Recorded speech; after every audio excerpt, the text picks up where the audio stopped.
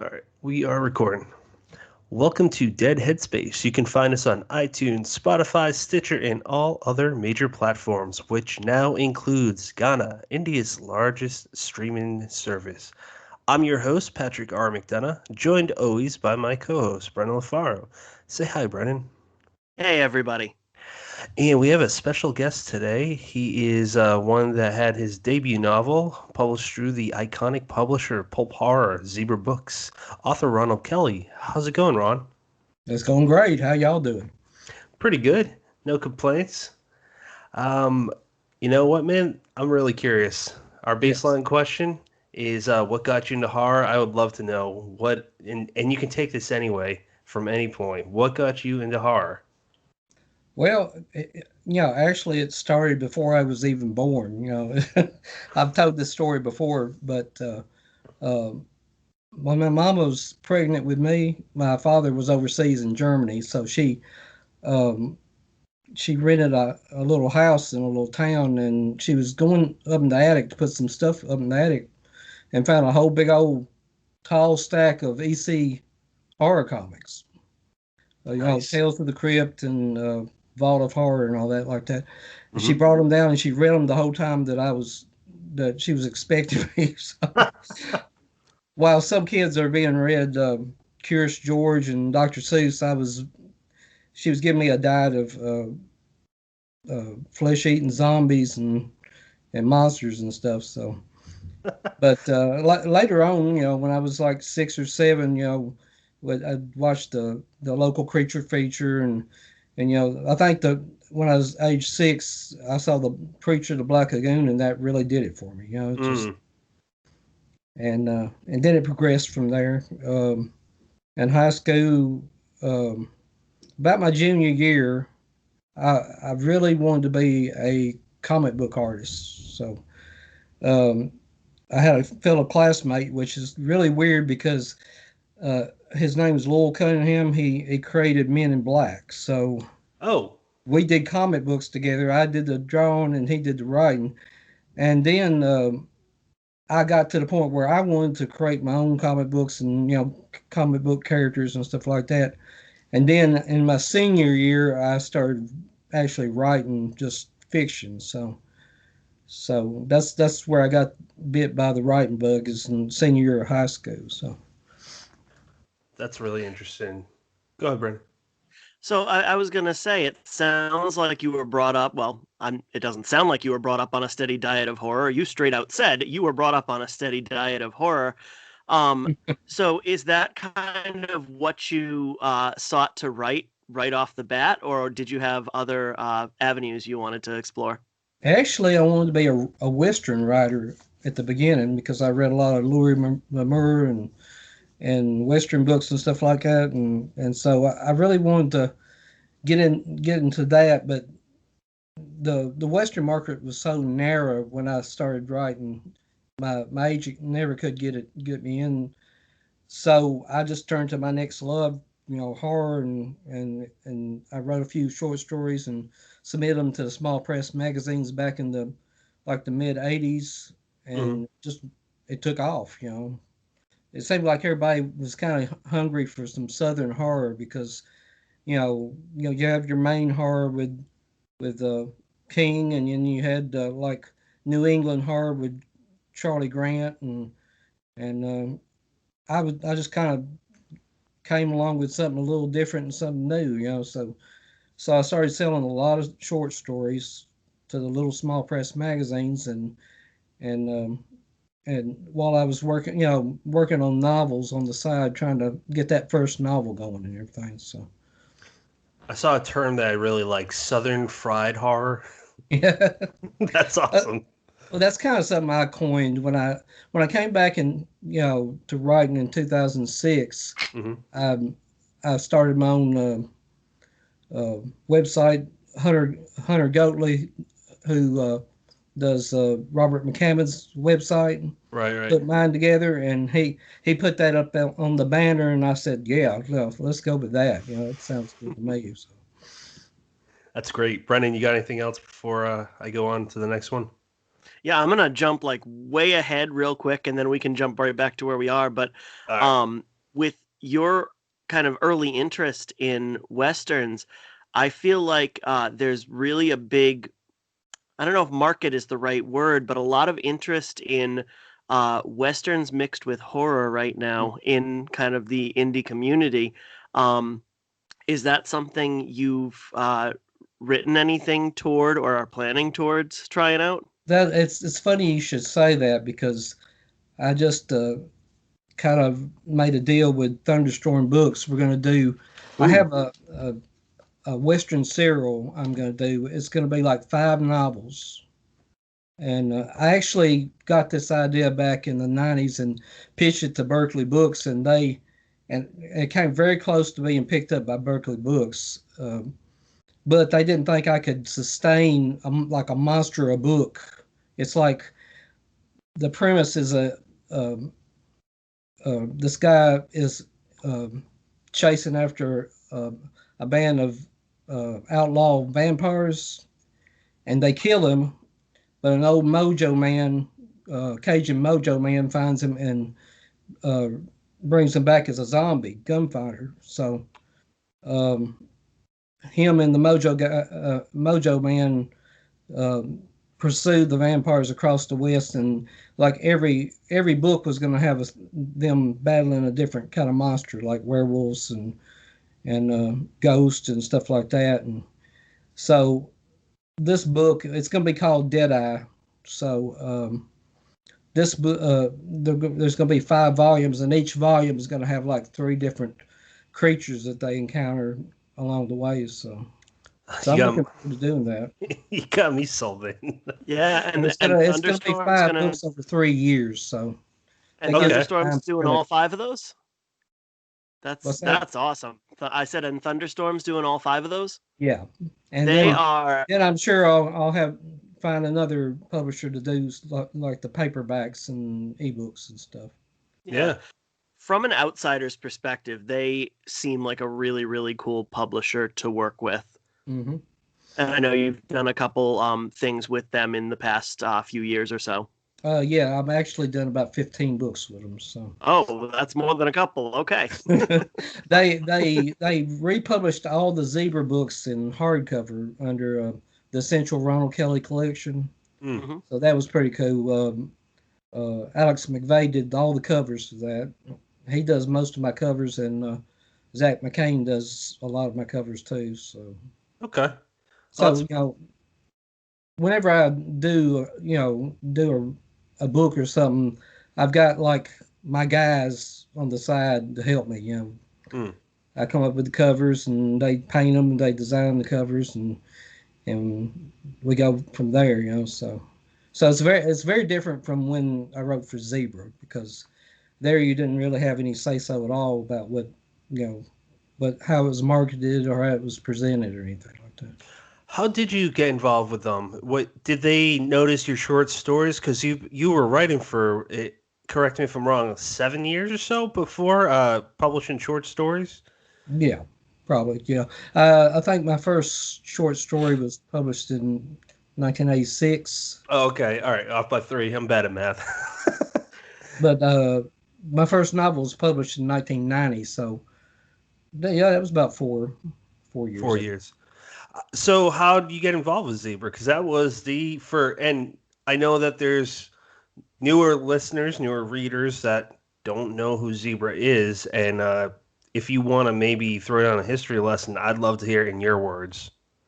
Well, Zebra was always, well, in mainstream horror was always considered like the redheaded stepchild of of paperback horror publishers. But I'll tell you how I got involved with them. I had an agent with Scott Meredith Literary Agency. Wrote my first book, which I named the Tobacco Barn.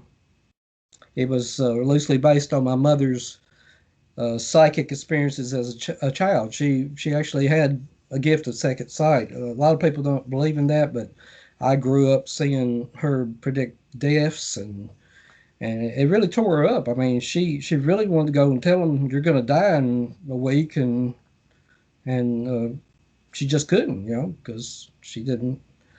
But it was also the first novel was also based on a triple murder that happened in my mother's side of the family too. So I kind of combined the two and wrote the Tobacco Barn. And my agent at Scott Meredith started um, shopping it around. Well, I think he went from the letter A and went all the way through Z because I ended up with zebra. But I remember when he called me, I was at work. I was a welder then, and somebody called me to the phone and he said, we just sold your book to Zebra. And I thought, that's great, Zebra. And I thought, here comes the skeletons, But I actually took half a day off because I thought maybe somebody was pulling a joke on me. And I said, I'm going to go home and call this guy back and see if this is legit. And so on the way home, I stopped at I think a drugstore or something and got me a couple of Zebra books. And of course, by then they had phased out the skeleton covers and stuff, and we're doing more, just regular kind of covers and stuff like that. And they look good. I mean, it was a very good presentation and all that. So I was kind of uplifted with that. And I went home and called him, and he said, "Yep, they want to do it." So we did the first book, and then like 3 months later, they called and said we want to do a second book, and then I started doing multi book contracts with them. So That's fantastic. Yeah, they're highly sought after now. I can't speak for even 10 years back, but I know that Paperbacks from Hell by Grady Hendrix also helped to push the older, even 70s. I don't know if it goes back to sixth. Brennan, do you know how far it goes back? I know it covers 70s, 80s, and I think 90s covers. Yeah. Now, I couldn't tell you exactly. Zebra shut down their horror line in 1996. Okay. So that's when that was my job there. I'd written 8 novels for them, had 2 more on their schedule, and then I got the call and said they were shutting it down, and I had all my eggs in one basket, and so I was without a job. I've heard Brian Keene specifically give the advice often on his before they close down his podcast, saying to authors, don't do that, based off of his experience with what is it? Oh wow, it's Leisure. I was thinking Dorchester. I was thinking Dorchester. Oh, okay. Well, that was an imprint of Leisure, I think. Yeah, that was just like Kinston was the publisher for Zebra Books. So. Yeah. So that's I'm listening as a writer myself. That's a lesson right there. Before we move on, I know Brennan has questions. I actually was curious how the process in the 80s and 90s was as a writer, just as in submitting to looking in the market. Obviously, I know besides like everything's on the internet now. What was it like back then? Because I can imagine it was you wait a while for a word. It was a lot of work to it. I mean, you sit down, my first few books I typed, with typewriters, and there wasn't any computers or word processors. And I went from a manual to a electric typewriter to a word processor to a computer. I mean, I just went along with the technology as it came along. And but basically, what you did was you wrote a book, you printed up a couple of copies, and you mailed it off to the publisher or your agent, which I did. I had an agent at that time. I don't have one now, but I did back then. And they submitted it, and sometimes you didn't hear for it, like for 6 to a year and a half, 6 months to a year and a half. And then, they would like start the process of putting it together, and they'd send you a big old thick proof about the size of 2 phone books, and you'd have to go through there and do your corrections and proof it and all that. And and it was a lot of work. I mean, today it's just, you type it up and you email it, and uh, you can get a answer in a matter of minutes or hours or something like that. It's Now, yeah, when you say a word processor, you're not talking about, and you said a word processor to a computer, you're talking about a literal, it's a keyboard attached to a small display screen. It's only Yes, the word processor. yeah. Wow. Wow. Different Yeah, world. it would kill your eyes. I mean, it was like little green letters on the black screen and all that. So, Ooh. Yeah, that I get a headache from that. Brennan, you got any questions in this area? Relatively. So, I mean, when Zebra folded in 1996, you kind of went back to work, just kind of sought another way to make a living, and then took about 10 years before you got back into writing in 2006. So I kind of got two questions on that. Was ha, did it take some getting used to just that 10 years of changes, and did you stop writing in between, or did you just kind of put it on the back burner? well, well, after that happened with the zebra, I was really bummed out. I mean, I got kind of bitter, and my agent told me write anything but horror because, I mean, horror was kind of poison. I mean, there was uh, there was horror lines shutting down right and left, and editors wasn't reading horror, and the mass market editors weren't. But I tried my hand at a couple other genres, and it wasn't taking off, and I just kind of thought, well, I had my shot. I lost it, so I put on my steel-toed boots and went back to the factories, and I stopped writing horror, and I stopped reading horror. So Oh, wow. um, that was 10. It's probably the most miserable 10 years I ever had. So, but but around 2006, I had a friend who he was a fan of mine back when I was about the time of Fear, when Fear came out, Okay.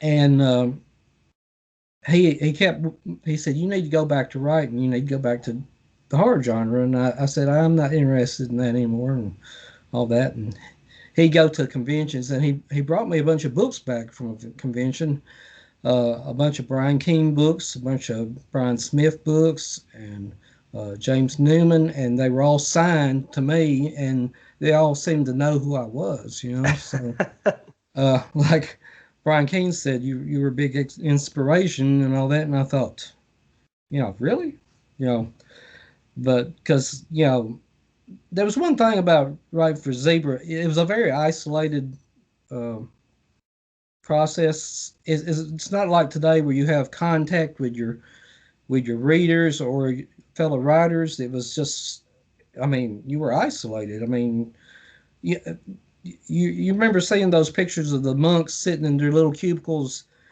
writing their manuscripts and stuff like that. That's the way it was. I mean, Oh, you man. pretty much did your own thing, and you didn't associate with other writers because they were doing their own thing. But that's one thing I like about the way it is now. I mean, you really get to make friends. You make friends with your readers and your fellow writers. I've got tons of friends in the industry now, so it's That- great. That's awesome. People, and I can't speak for everyone, but people should know who the big hitters were back in the 80s, the 70s, and so forth. It's history lessons. History is important. Brendan, go. I probably cut you off. Go ahead, man. Oh, I don't know if you cut me off, but I was just thinking about how we've had Ken McKinley on here twice, and I think both times we've had him on here, he's gone on lengthy rants about how horrific the horror scene in the 1990s was. Yeah. Like he's been absolutely scarred by it, and it sounds like you had the same experience.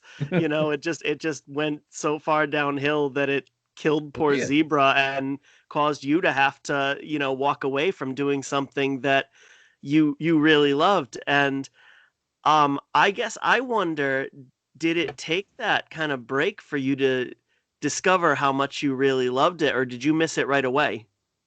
No, I didn't miss it right away. I actually thought, well, I had my shots, so I'm just going to go back to work. And by then I'd gotten married and I had kids, and when I was writing for Zebra and everything, I was, most of the time I wrote for Zebra, I was single, and that's pretty much what I did. I just wrote and ate and slept, just and worked on the side. So, but going back to when I came back to the horror genre, he gave me those books, and then people were on the message boards. So they're talking about me, saying, "Is he dead?" or something. But they said, I read a post, and they said, "I heard he went back to the factories. That's really sad." And I thought, that is really sad. And but I thought he brought me those books. I started reading them. I read King's the Rising. Really enjoyed that. I thought, and I read Midnight Rain by James Newman, and I thought, I can do this. I can do this again. And so I announced that I was coming back, and as soon as I announced, I thought, what the crap did you do, man? You hadn't written for 10 years. So, but I mean, it never went away. I mean, I just sat down and started writing again, and people wanted to publish the old books again, and actually when Zebra shut down, I had 2 books scheduled with them, and one of the first people that called me was Richard Sismar from Cemetery Dance. Nice. And he says it's good to have you back. What do you want to do? And I said, well, I'd like to do a novel and a short story collection. And so we did Hell Hollow, and we did Midnight Grinding. So that was 2 of the first books that came out after I came back. So, and then we started doing the Zebra books again under the original titles, because Zebra would always change your titles, to the most, bland, mediocre title they could come up with. But like Undertaker's Moon, they changed to Moon of the Werewolf, which is, that's about as bland as you can get, I guess. Yeah. You get what you expect, I guess. Yeah. How cool is that you wrote to inspire a guy, and I think it's fair to say Brian Keene is very well known within the horror community, and then he inspires you to come back. That's an awesome little loop there. I love it. Yeah. Oh, me and Brian's become good friends. I mean, we've met at conventions, and we've corresponded back and forth, emailed and all that, and he's a good guy. He's done a lot for the industry. I think he gave it a shot in the arm it really needed at a time it really needed. So Brian has actually done. I don't know how closely you follow, and I'm not going to get into details, but he's done that for the last 2 years that I've known him. When we needed a leader, him and Mary have been right there. Right. They've always done the right thing, which is why I personally respect the hell out of them. Now, Brennan, did you have any other questions in this field, in this area? No, if you have something that you're thinking of moving to, absolutely go for it. I got a question that I feel confident saying no one's probably asked him, but I could be wrong. Weldon, what were you doing exactly? Like, were you working in an industrial area for an industrial area, or? Actually, I was welding saw blades for industrial machines. It's like you take two ends of a saw blade and you'd weld it together. It was for these big industrial machines that would cut through metal and stuff like that. Okay. But I did regular welding too, so it was just I mean, I've done about anything you could imagine. I've been a janitor, I've been a drugstore manager, I worked in a bowling alley once. I drove a daycare van, which is the most horrifying job you could ever have. So. I work for a wastewater treatment plant down here in well, not for you, down up here in South Jersey, and Mhm. I bring this up because it's a industrial setting. There's a lot. I show some of my friends the area, and this one, I don't know if you know Michael David Wilson. I showed him before. He does This Is Mhm. Horror. He said, "Man, you work in a horror." I'm paraphrasing. He said you work in a horror movie, and it gives me good ideas. So I'm curious for you, not just the industrial setting, but because it's such a, from my experience, been there for 4 years. It's a weird job it's everywhere. There's wastewater plants everywhere, and not too many people think about it. But for you, in an industrial setting or any of those past jobs, such as the bowling alley, were you thinking of stories to just pass the time?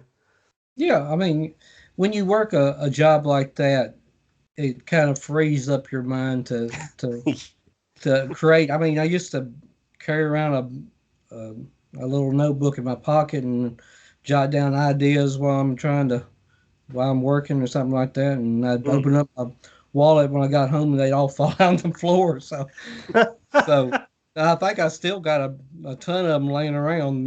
I need to probably pick up and work on. But That's great. I was a and I'll make this super short because I want to focus on you. But I worked for a soda seltzer company, Polar mm, Beverages, and I mean it's just like brainless. It's a lot of you stock shelves, and not to insult anyone, my friends that still do it, but you stock shelves and you make displays. You don't have to be a genius to do it. But I'd have these ideas, and I'm like, well, I'm ripping this piece of cardboard, putting that in my pocket after I write it down.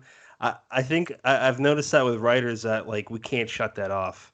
We yeah, cannot. well, Joe Lansdale told me a long time ago. He said, "You want to be a writer, dig a ditch," because that just gives you time to work out stories in your head and stuff like that. And he worked in the rose fields, when he first started out, and Mm. look where he ended up at. So Do you guys talk at all, you and Joe?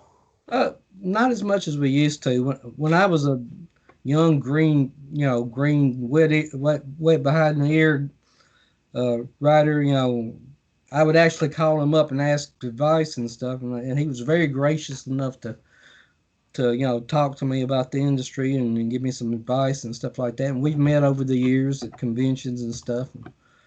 He's just been a very he was actually kind of like a mentor when I was starting out, Mm. and whenever I did any of the big like big anthologies back then, Hmm. like Hot Blood or Shock Rock or something like that. I actually did Dark at Heart that him and his wife put together, Hmm. and and we talked a lot on the phone about the story and all that. So it was really cool. It was good. It was a great learning experience. Having him tell. And actually, I had a chance to write, ghostwrite a Western series, the Jake Logan series. Oh, And oh yeah, I did see you have a pseudonym. I actually did too. Well, it was actually written by several people. I mean, they had it under Jake Logan, but they had like 5 or 6 ghostwriters. And I Oh, asked okay. Joe. I said, should I get into this? And he said I've ghostwritten before. Go for it. And so I did a couple of those, and then they shut. This must be my lot in life, but they shut down Jake Logan for a while. and but it was a great gig. I mean, you'd write like 150-page book. It'd take you 2 weeks, and they pay you $5,000. Just clear $5,000. You didn't get royalties off them or anything, but Oh, I mean, okay. shoot, I could have done that all year. Please don't shut down Silver Shamrock. Brandon and I are very fond of them. Well, it's funny you should say that because when I came back, my first publisher was Nocturne, and they went under. Mm. Then uh, uh, Full Moon Press was going to do Essential Ronald Kelly's, and they shut down. Oh my God. And then Thunderstorm came along. I said, please don't let me shut Thunderstorm down of all people. Thunderstorm's a fan favorite for a Oh reason. yeah, he puts out some great. I actually got to meet Paul. We went out west. Me and my family went out west, and we met with him in the Sisters of Slaughter, Okay.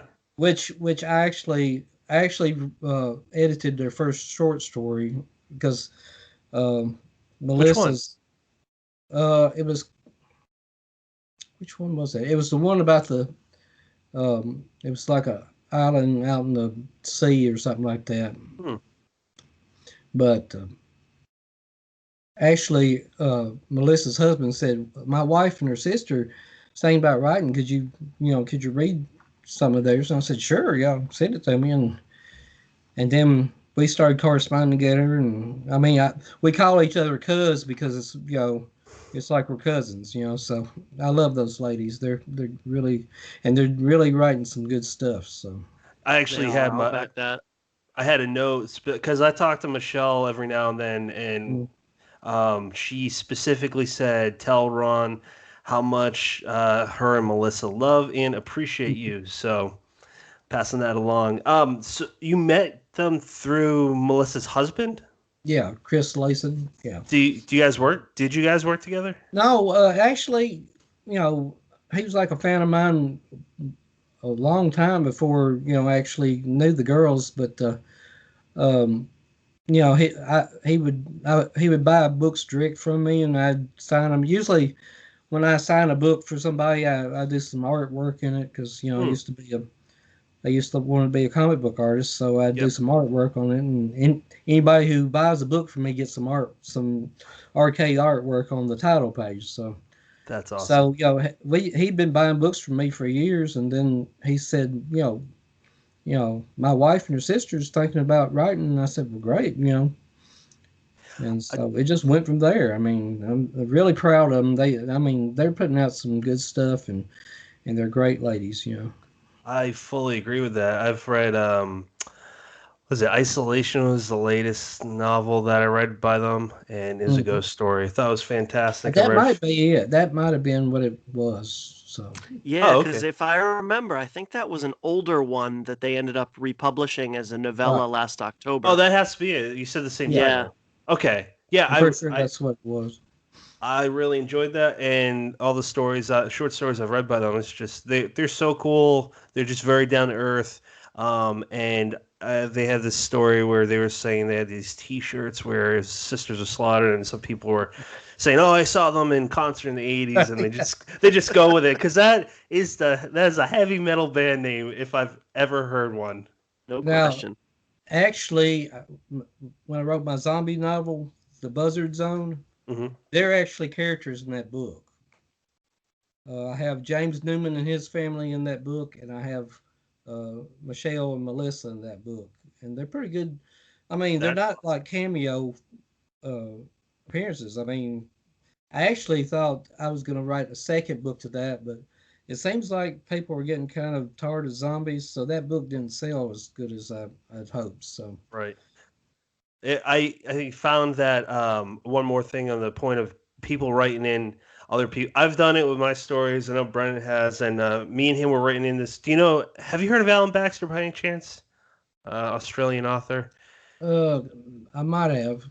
He wrote this one called The Roo earlier this year. Was a killer kangaroo, and it's just a pulp Oh horror. yeah, I've seen the cover. Yes, I have. So, Patrick Keelan Burke did that, and me and Brennan are in that, and it's like if you're a horror fan, you want to be killed in a movie or a book. I don't know. Say we're having this conversation and we're having coffee or whatever, and we're saying like, "Oh yeah, I'm gonna kill you this way. Your arm's gonna get torn off," or whatever it is. If someone that isn't into horror hears that, they're gonna think we're psychos.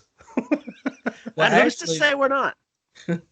when I wrote the Buzzard Zone, I knew I was going to kill off Michelle, and I said, do you want to be eaten into bitten by a zombie and turned into a zombie, or do you want to be in, the ending scene is in the Biltmore house in North Carolina. They hole up in the Biltmore house, I said, well, I'm going to blow up the Biltmore house. Do you want to get killed in the explosion? She said, yeah, just blow me up. So That's that's what awesome. I did. I love it. Go ahead, Brendan. It's nice to get that choice. So I want to, in a few minutes, I want to move on to, you've got 2 books coming out the end of September. But Mhm. before we do that, if we have some people listening who aren't familiar with your work, the obvious answer is to tell them to check out the new stuff. But if you had to brand new readers, something from your back catalog to brand new readers, what would you throw out there?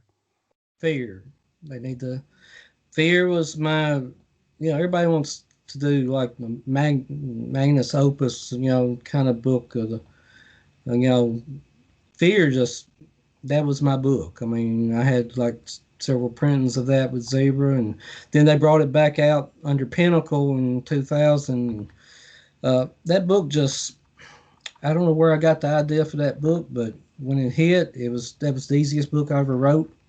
I mean, I loved writing that book, and it just flowed. It was one of those rare experiences as a writer where a book practically writes itself. And everybody, I mean, it's almost like a dark um, Wizard of Oz story because the protagonists leave their county and go to this dark, evil county called Fear County, and it was so fun to put as many nightmares into that book as I could conjure. So if uh, a lot of you ask a lot of people who really like my work, which book they need to read, and it's usually Fear. After that, I'd say probably Undertaker's Moon, the werewolf books. So That's the one that McKinley suggested to us was Fear. He's got, I don't know if he has all your books, but he showed us a picture of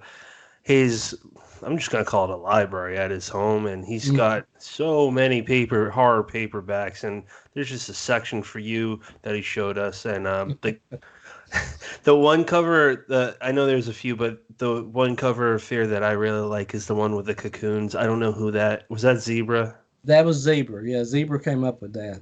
It was I really like that one. yeah. That was one Zebra cover that I really approved of. I mean, I thought it was really great. Sometimes they did a cover like on Something Out There, which was actually titled The Darken.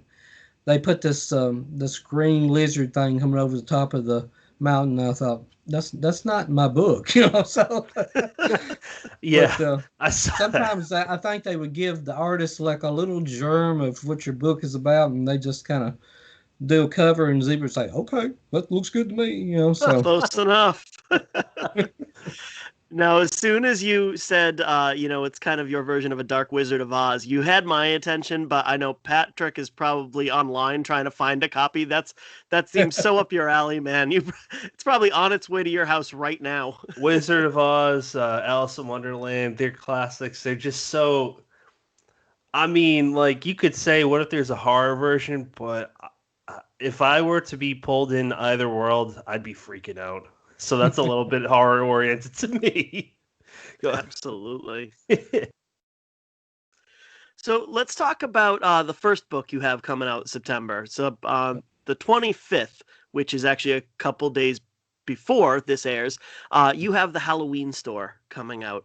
yes, And I'm going to let you talk about it, but I'll tell you the one thing that really caught my attention was that a book coming out, end of September, beginning of October, it's a challenge to not make it look like kind of a plea for attention, but you've put so many, from everything from the introduction to the essays at the end, you've put so much Ronald Kelly into this to basically say, this is not, me throwing out a Halloween collection because it's fall. This is, I genuinely love this time of year. Let me tell you all the reasons from, when I was 4 years old till right now.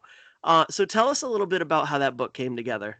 Well, back in 2014, I wrote another Halloween collection called Mr. Glowbones and Other Halloween Stories, and it's it was like 7 stories. I mean, it was like 5 new stories and a couple of old stories and some essays, and it went over really well. And after that, I thought someday I'm gonna write another Halloween book. And of course, I picked 2020 to write another Halloween book. So uh, I started getting some stories together, and I had some new ideas for stories, and uh, actually, I only got the idea to do the Halloween book around end of July and August, around August.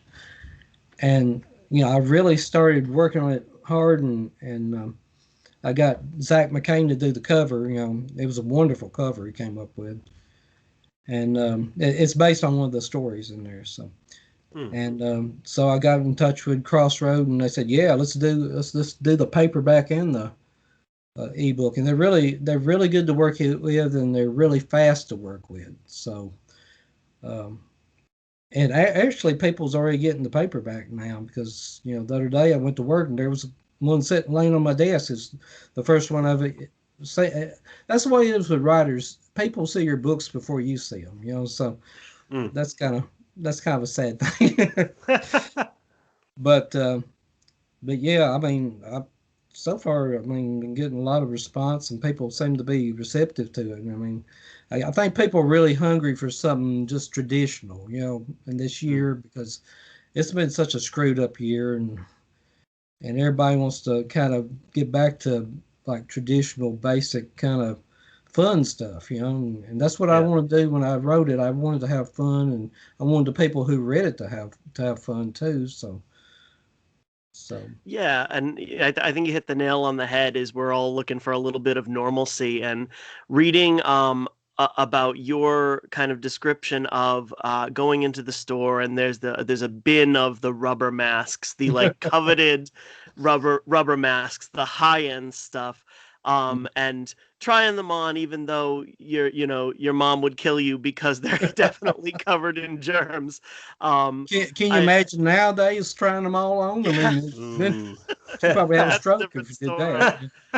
Yeah, I mean, I still remember the Brooks Pharmacy, and I don't even think that exists anymore. When I was little, and we didn't have the costumes in like the boxes with the window, but they were hanging, and then you could go through the same thing, the bin with the rubber masks. You'd try them all on, knowing full well that 50 kids had put that on their head before you came in the store, and there's just nothing that can touch that feeling.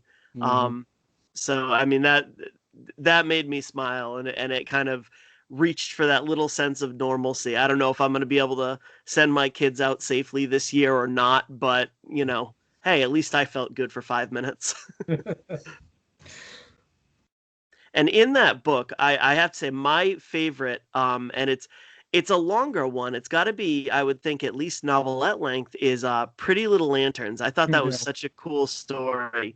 Kind of bringing in that spin on, I don't know if you'd consider this a spoiler. We can always cut it if it's too far, but that spin on kind of Jack the Ripper. That was a really, really excellent story. I really enjoyed reading that, and it had that kind of little. It definitely had more than a touch of gruesome, but I was jumping back and forth between the Halloween store and Essential Six stuff, and all of a sudden, Halloween store didn't seem so bad.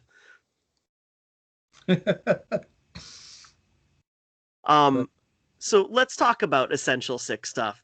You have that coming out on the 29th from Silver Shamrock. So how has it been working with Ken McKinley? You can say anything you want. We trash talk him all the time on here. You don't have to say nice things. Ken came along in a point in my career that I was thinking, well, I don't think anybody cares about my stuff anymore. I don't think sales were kind of low, and people were getting on the posting on Facebook saying Ronald Kelly. I never heard of him, and I think thank you. But so Ken rude. came along and he invited me to come on Goodreads, and they did a reading of Fear. He asked me which book. He said, "Which book do you think we should read?" And I said, "I think you should read Fear." So people read Fear, and people got interested in my work, and then he started Silver Shamrock, and he said, I want people to know more about you, you know. So I did a story for Midnight in the Graveyard, the uh, the was it Sawmill Road, Yeah, Mhm. which was actually based on kind of an urban legend where I grew up, where we would walk to the store, and there was an old rusty buzz saw, and people said that the guy cut his arm off while he was cutting lumber or something like that, and we just made our own ghost stories with it and all that. And that's where I got the idea for that story. But then he said, you know, let's do a book, and I had been wanting to do like the sick stuff collection, because I had back in like 2011 I did the original sick stuff, which was just a little book that Thunderstorm did. It had like 7 or 8 stories in it. It was all my splatterpunk stories from back in the 90s when everybody was wanting to do splatterpunk. You know, Mm. it was Skip Inspector and David J. Scow and Joe Lansdale, and it was trying to outdo each other with the most disgusting stories they could come up with, and so I did a few myself, and you know, I guess everybody did back then, but I did that little collection and went over really well, and then years like last year I did more sick stuff, and Thunderstorm did, you know, a pretty nice limited edition, but that's as far as it went, and not many people read that. So I thought, well, why don't I put those two together and do a new collection called Even Sicker Stuff? You know, it was a few stories, a few new stories, and so we put it all into that book, and then Alex McVeigh did that wonderful big tick cover Yeah. that everybody seems to like, and so he also did 23 illustrations inside the books. So I was going to ask you who did those. So Alex McVeigh, I know he's done a lot of your books. I really love those. Those are original illustrations, I assume, for the story, yeah, each story. Though when Brennan, because Brennan usually reads books faster than me, when he got to the UPS one, he showed me a picture of Brian Keene. I'm like, that's so cool. And there's one line. Uh, this isn't gonna ruin anything. It's not a spoiler, but I love this one line. Keene's polite attitude began to crack and crumble, and he says, "Okay, who put you up to this? Dave Thomas, Mary Sangiovanni." And as a fan, because I first was introduced to him, unlike my peers, not by his books, but from his podcast. And I know Dave and Mary, and they are obviously essential to his life. And that I could hear him saying how you wrote everything. And oh, just for readers that will read this book, Brian Key makes an appearance. In case that's not obvious, and he's on the phone, but with the main character, how do you say her last name? Alice. I don't know how. I'm gonna mess up how you pronounce her last name. Deech. D-E-I. Deech or Deich. I don't actually I wrote some stories, like personal stories for people through Cemetery Dance, and she was one who, and I wrote that story, and she just loved Brian Keene, and I said, well, you know, I can ask Brian if I can put him in your story, and she says, yeah, can you do that? And so I asked him, and he said, yeah, go for it, man. And you know, I know him well enough where I know how he would react to a phone call like that. So I could absolutely everything you said. He's the type of guy though. If you're a jerk, he'll tell you off. But he's I think he's very polite to people unless he really doesn't have a reason. So I could just hear his voice and it cracked me up. But who's Alice? Is she a reader or she's a fan and okay? a reader, and so you know, when I was doing those stories, those personal stories for people, you know, they send me all the, you know, their personal information, and I'd put it into the book, and just build a story around them, and I've got, I think I did 14 or 15 stories like that through Cemetery Dance for people, and I got the rights to publish them, after I did them for them, and I've been kind of putting them out a little bit at a time, so. I thought it was a fun take on zombies. I don't know how. It's one of those black humor kind of stories. Definitely, yeah. I want to take it back to the introduction of Essential Six stuff, where and Brennan, you summed it up really well. Can you describe what your take on the introduction for this one was? In a word, yeah, necessary. So even if we kind of include the introduction from the Halloween store and Six stuff, it's funny that you mentioned the EC Comics, the Tales from the Crypt stuff, because I feel like your intros have that kind of flavor to them, like inviting the reader in, and this like the use of alliteration, and just they're very creatively done. But I think what Patrick is referring to is just the fact that on Essential Six stuff, you kind of put your introduction is as much an introduction as it is a warning, and you tell about basically what you said before.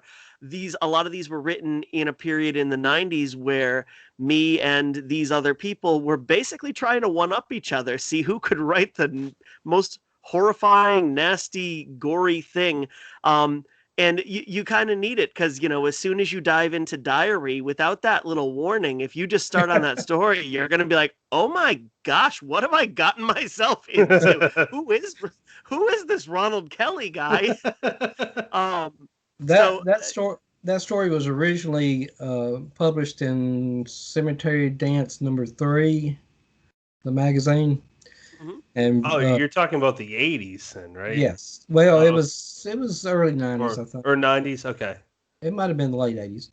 But Richard Sismar said this isn't your typical Ronald Kelly story, so but yeah, I mean, I had editors back then saying that, I liked the story, but it wasn't gory enough, or it wasn't visceral enough, and so we said, okay, well, we'll give it to you if you want it, so. That and I'm not gonna say which scene, but the scene in that story. When I read that, it was 2 pages in, and I just told Brennan, "Whoa, this is a hell of a way to start it out." And real quick, because you mentioned Tales from the Crypt, for audio listeners, I am showing Ronald 2. I can't see that. I'm taking it on the cover. I just figured you'd appreciate this. So it's not mint anymore. Oh no! Oh, that's nice. I got that one, and I got. Walter Horror. They're just republished, but they were both for $3 each at a thrift store, and I'm like, yeah, I want those. I really like Tales from the Crypt. I like EC Comics. They're just fun, and that is the way that Ken McKinley described your stories in this book to us, which had my attention. So the next story and we're not going to go through every story, but just I'm picking a few that I really enjoyed. One that I think it's my favorite in the collection is Consumption. Without really spoiling anything, the reason why is because it's weird. I put myself in the position of the protagonist as well as his family. I'm like, they tried certain things that I would try, and I'm like, after that, what do you do? And then the way it ends, the last line, I was like, whoa, that's horrifying. Yeah, I remember you got in touch with me. You were like, this is how you end a story. This is how you do it. Yeah, you left us on the perfect note, and I loved it. But there's something about it seems like a lot of people who are reading horror now, they don't like that twist surprise ending. They like they want all the strings tied up. I mean, but that's not how I write shorts. Short stories leave you hanging. You think, well, what happened after that? You know, and Right, right. because I've had people call me and say, "Hey, what happened after that story ended?" And I said, "What? What story?" And it's like, well, you need to write another story and tell me what happened to it. And I said, well, I don't do that, but I actually, um, there is a story in the Halloween store that I wrote. It's a sequel to a story in Mr. Glowbones called Mr. Mac and the Monster Mobile, and Mm. it's just like a sequel 25 years after the first story. But I don't do that very often. I usually just leave it hanging and let you figure out for yourself, what might have happened, or maybe you don't want to know what happened. Maybe you just want to leave it as that. So I am Absolutely. very on board with that answer. I love and especially like you said, short fiction is just the perfect vehicle for that ambiguous ending. I wrote a story probably 6 months ago, and I sent it off to three people to just kind of beta read it for me, and all three of them came back to me with either a question or a suggestion for the ending, like because I left it wide open. They said, one person says, does A happen, or A should have, or you should more heavily imply that A happens. Second person, does the same with B, third with C. And, my take on that was I'm not touching it because I love the fact that three different people um, had three different questions or interpretations of what happens next, and that's exactly what I wanted, what I wanted to achieve by leaving it open ended there. And yeah, consumption does that nicely. now Um, let me ask y'all a question on the story, the abduction. Did you get it? Did you understand what little buddy was? on the No, abduction, I was gonna I say I'm gonna plead the fifth because I was left a little in the dark on that one. no, I didn't understand it. Well, read it again. I mean, some people get it right off. Some people have to read it again, and some people have gotten mad and said, "How can you do that to that little dog?" And I said, "Little buddy wasn't a little dog. So No, I understood that part. I So think if we I read it again, do you have a hint for us to help us? Because let's just what if say we're little too dumb? buddy was very close to the protagonist, but Oh no. okay. Okay, Oh no. I think I understand. I'm not going to say it out loud. read the last line in there, and it might give you a clue, and then go back and read it again. You'll think, why didn't I understand this before? James Newman read it, and he said, "Man, that's I understood that from the beginning." And then somebody else will read it, and they'll say, "How can you be so cruel to that little boy or that little dog?" And I said, "It wasn't a little boy or a little dog. So, Okay, yep, I Yeah. picked so up go on ahead that. and read it again, and I'm then gonna read it ask again, but Yeah, we're gonna do that, and we're gonna touch base afterwards. And I, I'm picking up what you're throwing, though, Ron. Oh my.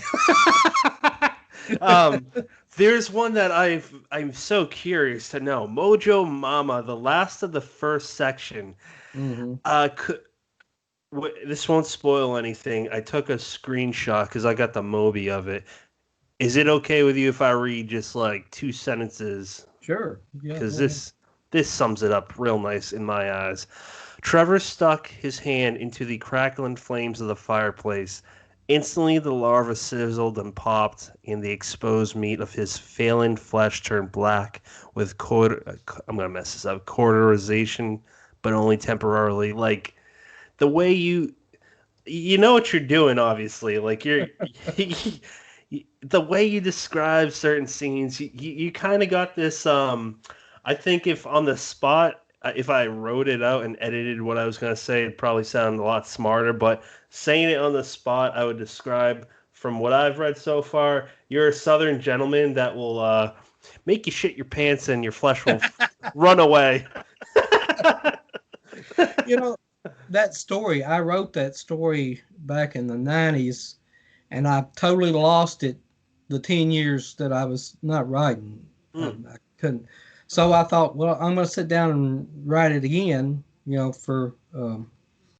for more sick stuff, and it was like 3 times better than the first version I wrote. So 3 times more disgusting than the first version I wrote.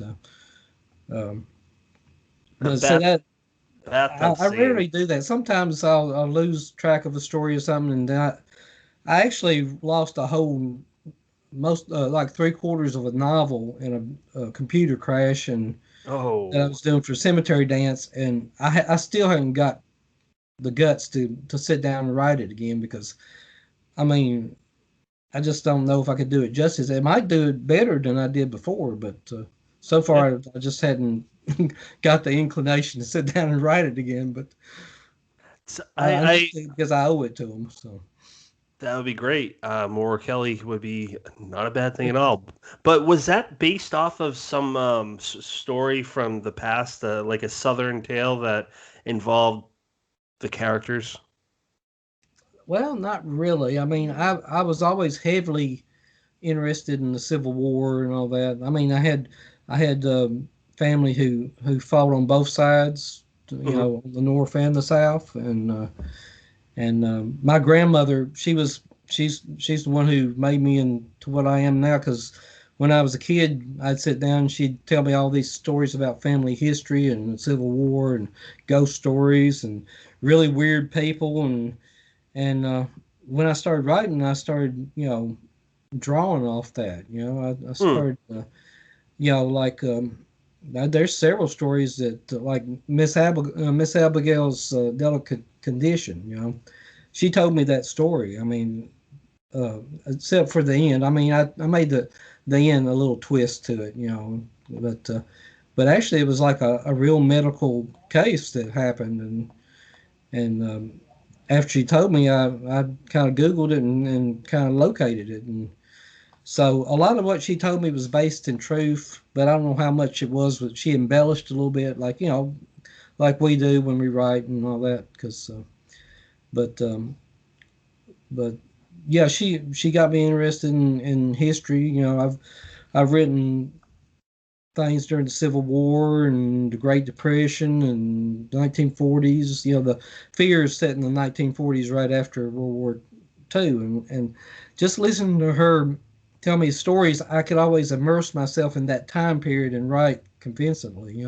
Hmm. And just from what her and my mother told me over the years and all that. So Because you got, since I follow you on Facebook, you post some really interesting stuff about long posts about your books, and you had this one post that was your grandfather and father. It says, "My father, Robert Kelly, selling tobacco at the age of 16, while Grandpa Kelly drove the mules." And it's a picture of your father with, mm. I guess, brother or friend, and when I read Mojo Mama, I was like, is that somehow interconnected a little bit? Because you got the boys mixing up with another story. Actually, I was thinking about the story with the boys where they I can't remember on the top of my head. It's not Mojo Mama. It's this story where the group of boys find this tobacco field and they start getting well, they both my grandfather were tobacco farmers, so okay. that was. I mean, I've never smoked or chewed tobacco in my life because when I was like 8 years old, I told my grandfather Kelly, Grandpa Kelly, I wanted to chew tobacco, and he gave me a raw tobacco leaf, a green tobacco leaf, and I chewed it for a while and got sick as a dog. So I never wanted anything part of that. But that was part of my, I thought, actually I wrote that for New Blood. And that was another one of those splatterpunk, because New Blood was publishing a lot of splatterpunk stuff, and that was one of those weird stories, that I could get as disgusting as I wanted to. So, and they wanted it. So, So I actually want to bring up like three stories, and I'm going to start with housewarming, which mhm. made me feel things. That story had the hair standing up on my arms for a long time after I finished it. But the other two I want to bring up are Cell Number 9 and Traps. And I'm curious because those are three of my more favorite stories in there. What is it about creepy, crawly things that kind of intrigues you? Because you have a way of writing them that is very, very visceral and makes the skin crawl. I, I've always been scared of spiders. I've been scared of snakes. I'm really scared of wasp. I mean, a wasp gets in the house and I'll run into a wall getting away from it. So, but I just, it's just that you know, you wonder, you know, what if one of these gets on me or gets in me? I mean, that's what a lot of my stuff. It's like almost. What if these things invade me? And I don't know. It's just I've always had an interest in writing about creatures and stuff that you know you know like wasp and spiders and snakes and stuff like that. It's one of my go-to story idea things.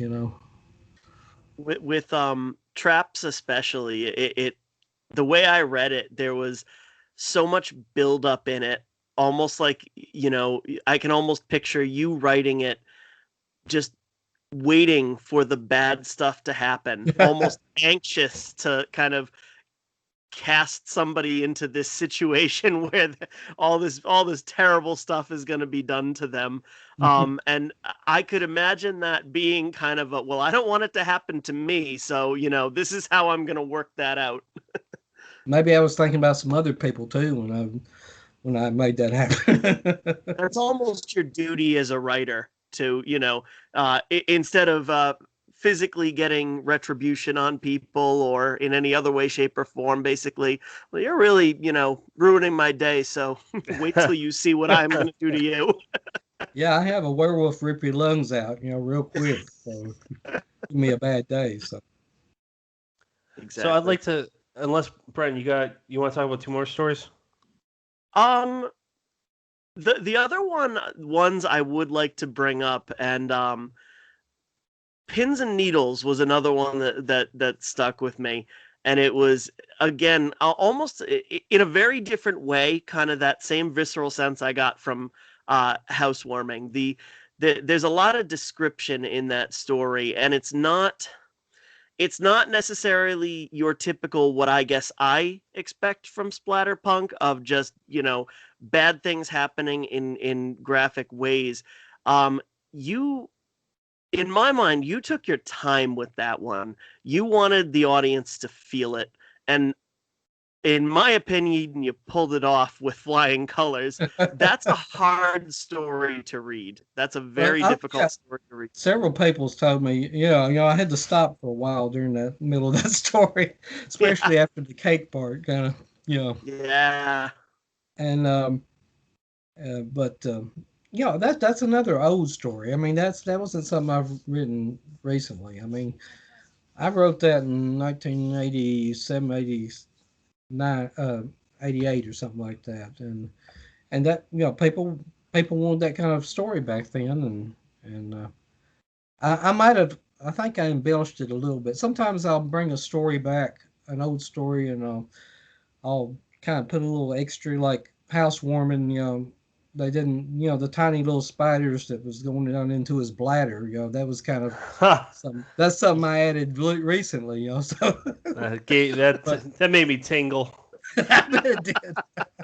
It made me tingle when I wrote it. So, but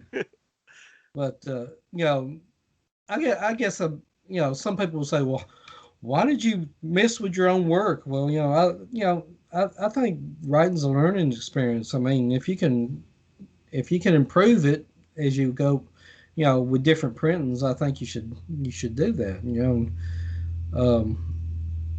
Now there was a couple of stories in the Halloween store that were originally Halloween stories, but the editor said, well, we don't want a seasonal story. So I took the Halloween out. And then I remembered, when I was putting together the Halloween store, I said, well, I'm going to put it back in and make it a Halloween story again. So But I've done that with some Christmas stories where they just wanted the plain old horror story. They didn't want a seasonal horror story. So But it worked in your favor this time. yeah.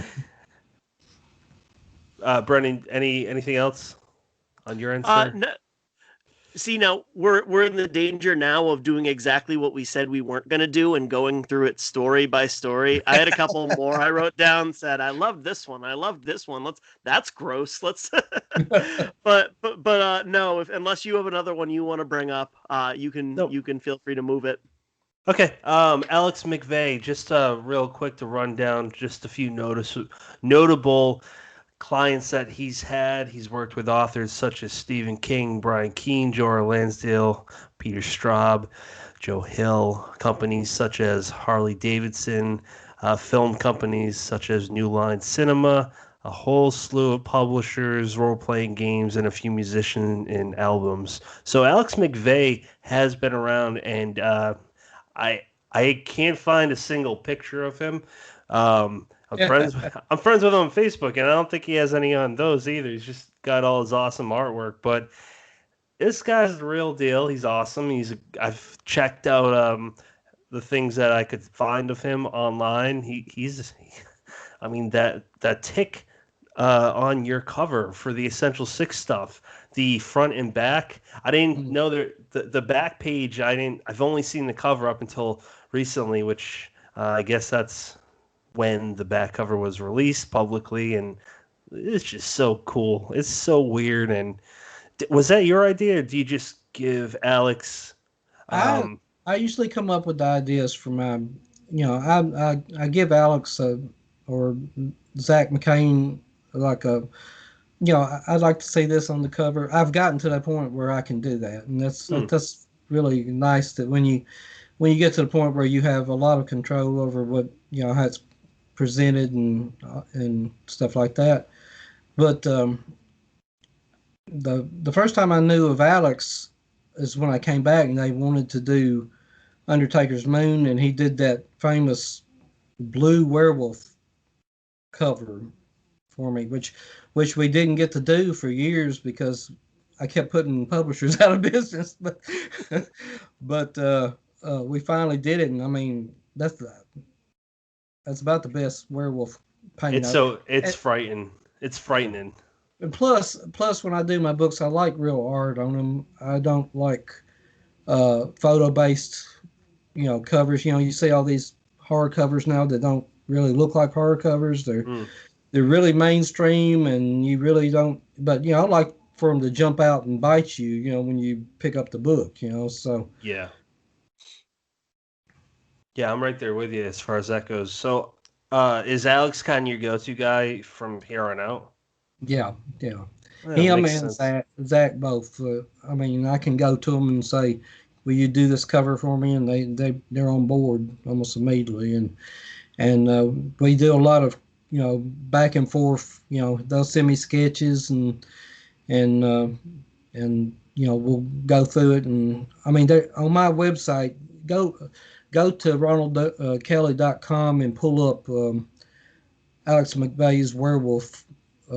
It shows step by step from sketch one to the finished painting, how we worked that out and how that came about. So he's, me and him, we're almost, we're synced as far as, the Southern horror thing, and we're just like gravy and biscuits. I don't know if y'all, that's we go together like that, but I'm a big fan of gravy and biscuits, man. But you can't get good gravy and biscuits up north, I'm like sure it's not the same. I'm absolutely positive it's not the same.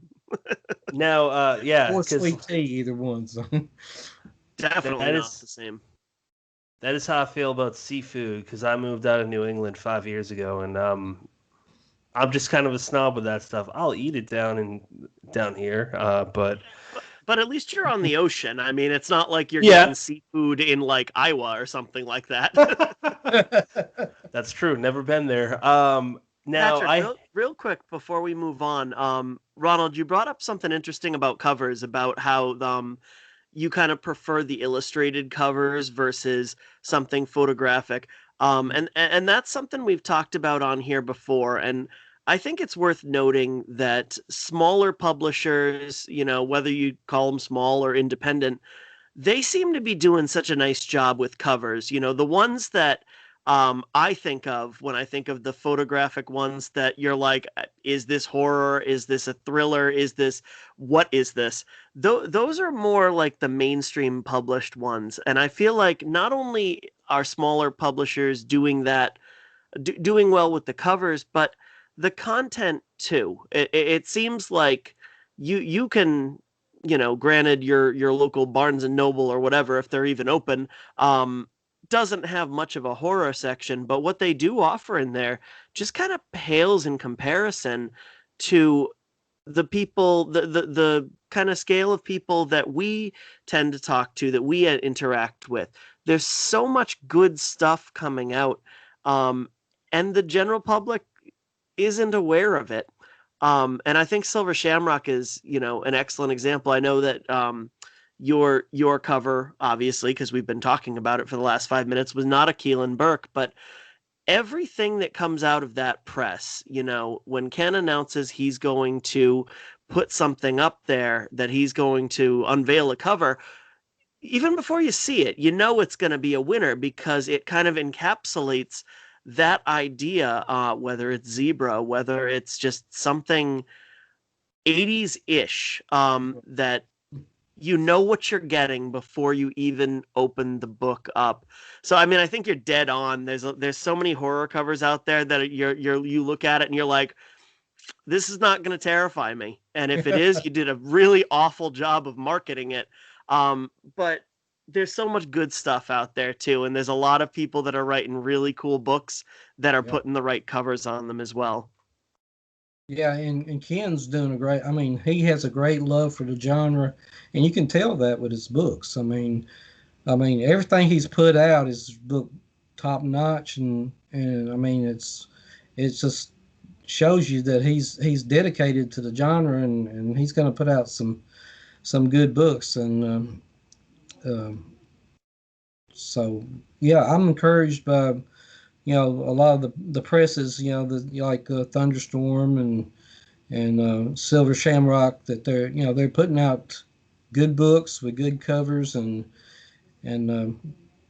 it's almost harkening back to the old paperback days, as far as, because they've been doing the covers that look like a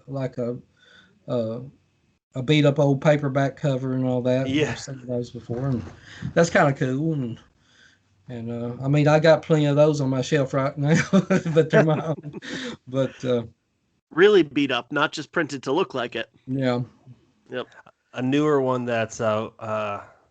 They only have one book out right now. The second one's coming out next month, I think, is Off Limits Press. They do novellas. I don't know if that's what they're exclusively focusing on, but the author, the founder, is an author as well. Her name's Sam Koyesnik, and she came out, I don't know if you've heard of her, but she came out with this book called True Crime.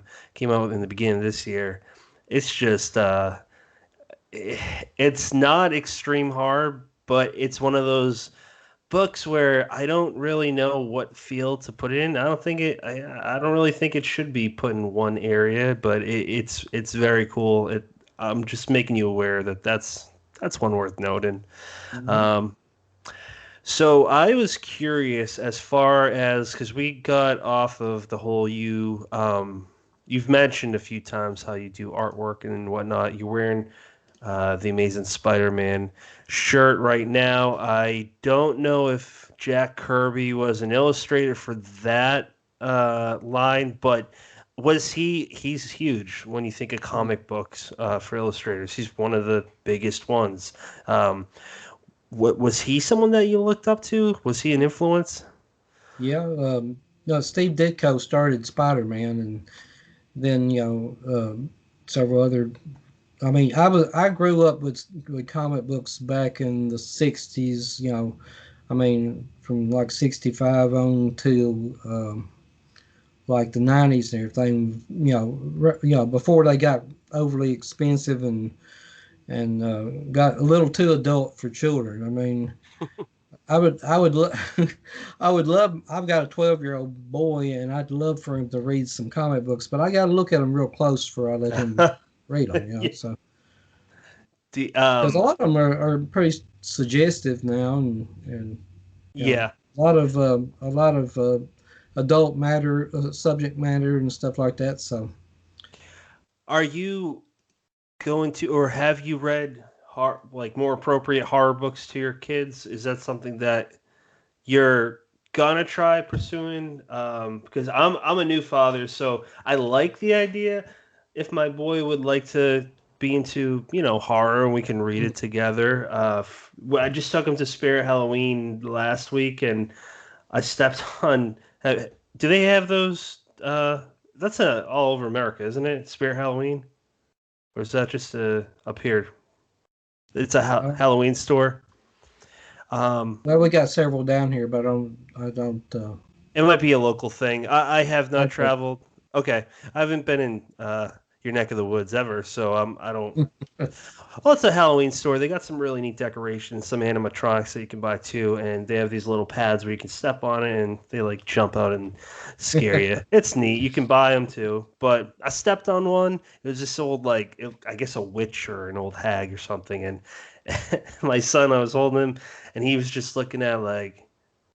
Okay, I'm not sure what this is, but he didn't cry. He was just intrigued, and that has my gears turning, going, I'm going to push this as far as I can, unless he's not into it. If he doesn't like it, that's fine. I'm not pushing.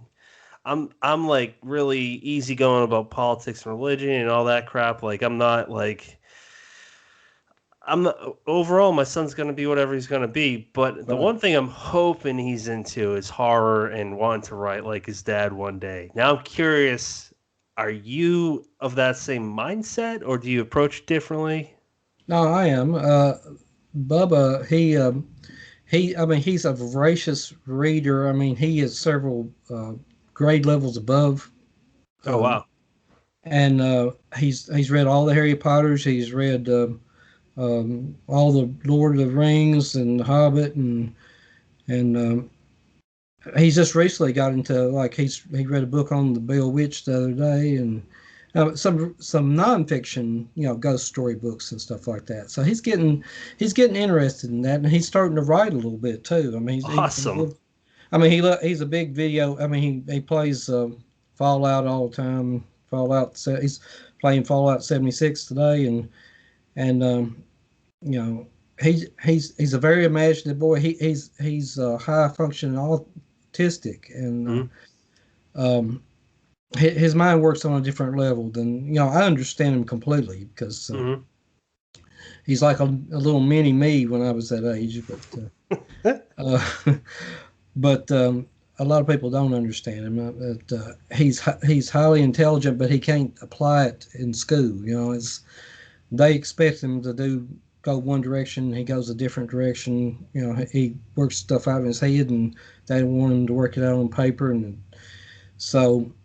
Um, I am seeing he's really interested in horror, and my oldest daughter Riley, she loves Stephen King. She loves it and all that. And but the thing is, they grew up with Daddy being a horror writer, and they don't think anything about it. It's like uh, it's like, oh yeah, Daddy's got a new book out. But I'll bring Bub up to the computer and say, look at my new cover, and he'll look at me like, are you a serial killer that killed my daddy and took his place or something? That's funny. It's very that's a lot of what you said really resonates with me. I have two boys and they're both autistic. Mhm. Um and we ended up taking them both out of school and homeschooling them. We're fortunate enough to be in a situation where my wife can stay home with them while I go to work. That's good. And it was a hard decision to make, but it was a beneficial one because the exact same thing that you described, their brains work on a different level than typical public education kind of expects from them. And they're very, very bright, both of them, but because they won't, whatever way you want to phrase it, because they're not going to do, exactly what's expected of them in a linear fashion, like your neurotypical, kid.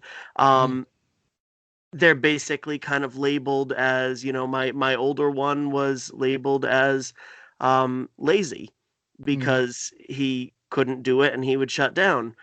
He couldn't read in a typical way and he would shut down. My younger one was labeled a problem because, and again, this is where it rings true, he was reading several grade levels above where his peers were, and he was bored. He told us he told us he would watch movies in his head, and then when he couldn't understand why he had to complete something that he had already proven that he had done. So and it's funny too, because in a way they both have that kind of same horror connection. My older one will go to bed watching the It movies, and he's horrified of them. He's absolutely terrified of them. I don't know why he enjoys putting himself through that so much. My younger one is currently, I don't know if you'd consider it horror, but he's obsessed with Ghost Rider, which, I mean, it's a guy who makes a deal with the devil to sell his soul and turn into a flaming skull monster. If that's not horror, I'm not really sure I'm not sure exactly what you label it. And before I wrap up, I pulled, when you were talking about it a minute ago, I've got my Spider-Man issue 20, which cost 12 cents. You weren't kidding when you said that stuff was a whole lot more affordable. 12 cents versus, I think the last time I bought a comic, it was $4.99 for a single issue. I've actually paid 10 cents for a comic when I was a kid. So wow. So I go way back, so. Yep. Your boy might run into Brian Keene in the apocalypse world of Fallout 76, because I have heard him talk that he plays that game. Well, yeah, I mean, he gave us some pointers when he started playing. Oh, okay. He said, look for the Mothman. We got to find the Mothman and watch out for those naked mole rats and stuff like that. So I don't know video games. That makes no sense to me. Watch out for the Mothman and avoid the naked mole rats. Okay. So I know that. Okay, so by the time this comes out, you'll already have one book, Halloween Store, that came out 3 days before this airs, and then the Essential Six stuff tomorrow, which would be tomorrow when this releases. Is there? So, excuse me if this sounds like such a weird question to ask, but is there anything new that we can expect from you in the future? Well, I am going to have a Christmas horror collection coming out. Oh. In December, or it'd probably be a little bit after Thanksgiving. So I'm working on that now, and we're going to get that together. And I have a really cool cover from Zach, who did the Halloween Store. So we got that coming out, and then I'm going to start working on the horror Western series, which isn't going to be, I mean, I know everything's splatter Western now and everything, but this is going to be more traditional horror kind of than that, probably. I need to sit down and actually read them and read some of the new ones and see how they play out, so I can kind of wrap my head around see, the thing is, I've always written the way I want to. I don't really, I'm sure that different generations expect different things from different writers, because I see some of them get on there and they're kind of disrespecting some of the old writers, saying this stuff's, their stuff's boring, McCammon's boring, Peter Straub's boring and all that. Don't say that to Ken McKinley. We've talked about him so much today, but he loves Robert McCammon. And he pays us $5 every time we mention his name. So Ken McKinley. I hope that you and genuinely as a fan of Silver Shamrock, God, it sounds like I'm being paid by Ken McKinley. Ken McKinley, another. No, but in all seriousness, it'd be cool if I saw another book through them with you. But we kind of cut you off. You were saying that people. Some newer fans, readers, disrespect older writers by saying things are boring. Were you going to say anything else along those lines? I just, that they just don't seem to have respect for the trailblazers anymore. I mean, when I was growing up, you know I grew up on Stephen King and Lovecraft and Poe and Manly Wade Wellman was a great influence to me, and I can't imagine saying anything bad about any of them. I guess a lot of these new writers don't understand that a lot of what we did was character development. I mean, you put a lot of time and effort into building up. I mean, it's not going to be a roller coaster ride through the whole book. I don't know. Maybe it's just the generation where you know attention spans are a little shorter than. It could be. Yeah, I'm sure it probably is, but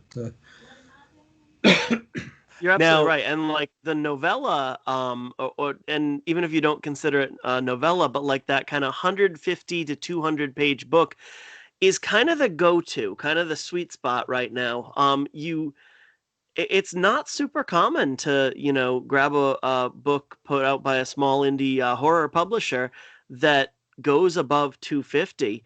right. With that See, in mind, oh, go ahead.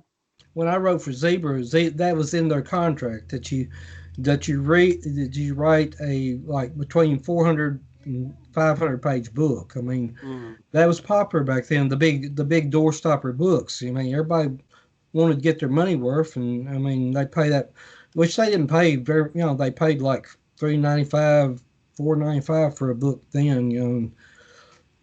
And people like to read the big, you know, uh, heavy books and stuff like that because there's a lot of character development. There's a lot of subplots and characters and stuff, and but people don't seem to they want something uh, streamlined and not as involved as it used to be. So They're almost more cinematic in scope. There's something uh, that you could take every single element and fit it into a 2 hour movie, mhm. whereas a 500 page book you could turn it into a 2 hour movie, but you're leaving 200 pages on the floor. Right.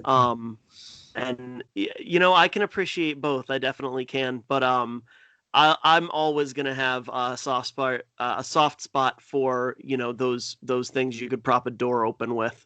Um, I love Now, that. I love that character development. well, since I started writing, I came back and started writing. I started writing smaller novels. I don't I got to the point where when you was writing a zebra novel, it was you were having to struggle to fill in that space and everything. I mean, sometimes a you had a plot that really should have only been 250 pages, and zebra said, "No, let's put some more stuff in there and fatten it up." And you do it. Yep. I tried to make it as interesting as possible. I tried to, one thing about me and Zebra is that I didn't want to be pigeonholed. I didn't want to write 7 evil doll books or 7 evil children books. So I wrote something different every time, and just to keep me interested in it as well. Because, Yeah. right. but Brennan So is. real quick, I want to throw out if you're looking to kind of dive into a couple like horror westerns, some of my favorites that I've read in the last couple years. You said you weren't necessarily looking to go the splatter route, but of those splatter westerns, I think probably one of the better ones is The Magpie Coffin by uh, Weil E. Young. It's a great one. Um, if you want to go a little more traditional, even though it's still kind of an odd out there book, it's Walk the Darkness Down by John Bowden is one of my yeah, absolute favorites in that genre. I've heard of both of those, and I'm going to check them out as soon as I get some time to sit down and read. I mostly write now. I don't have much time to read, so Well, the but good it might news be is they're both short. yeah. Yeah, you know what, Brennan? I actually don't have any more questions, man. Do you? No, no. So if you want to go into uh oh my gosh, my train of thought right off the tracks. Ronald, where can people follow you? RonaldKelly.com. I've got a blog. It's called Southern Fried and Horrified. Such a You cool can name. read my blog, and I mean, I'm on Facebook, I'm on Twitter, so just search me down there. And Okay, cool. You know what, man? I'll just extend the offer in the future. You want to come back? Please do. This was a. I feel like this was really necessary, especially for newer, newer readers, because yeah, there's a lot of great stuff. But you know, you said it yourself. Look at who wrote to you when you stopped writing. Who said you influenced them? They're people that are big names now. So it's really important to note who is the influencer back before the current influencers are influencing the new writers. I find it to be important. I really appreciate you taking the time to talk with us, and oh, it's been great. I've really enjoyed it. it's been a great time getting to know you too. And I can't wait to further get to know you over time, man. So yeah, anytime you want to come back, we would love it. Thank you so much, sir. And Brennan, thank you for being my co-pilot as always. All our Absolutely. And real quick, Pat, I'm just going to jump in and I'm going to say that anybody listening to this episode, the Halloween store is out right now. Pick it up for some really, really excellent stories and some nostalgia in these weird ass times. And then the Essential Six stuff is out tomorrow. Make sure you read the introduction before you jump into the stories.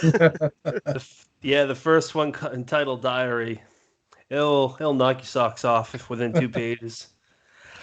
Ronald, thank you, sir. Thank you.